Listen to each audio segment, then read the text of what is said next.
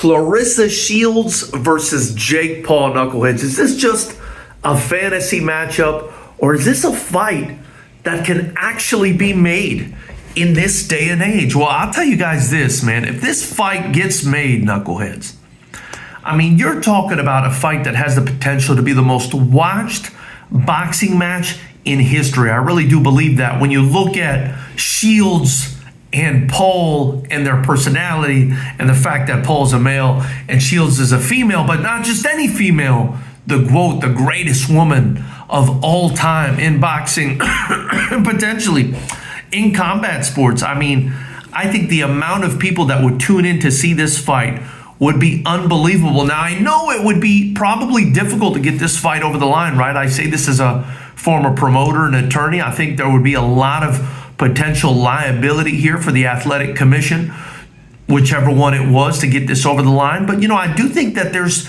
some sort of precedent.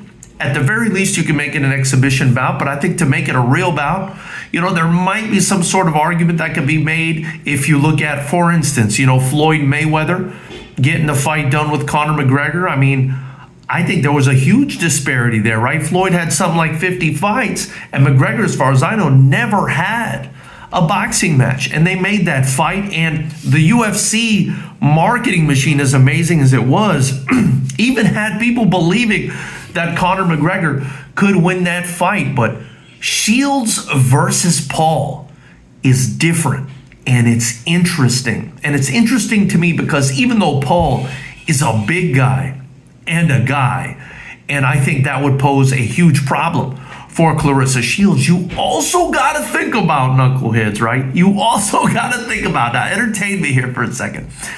This is a woman that's been fighting for 18 years and is the best to have ever done it, potentially, in her sport. She's been concentrating on boxing for 18 years. She's also not that small. I mean, she's going to be at a size advantage against, or disadvantage against, Jake Paul, and that's going to be a real problem for her if this fight ever happens. Because I do think if he wins, you know, it's not going to be on boxing skills. I think he's just going to clip her out of there.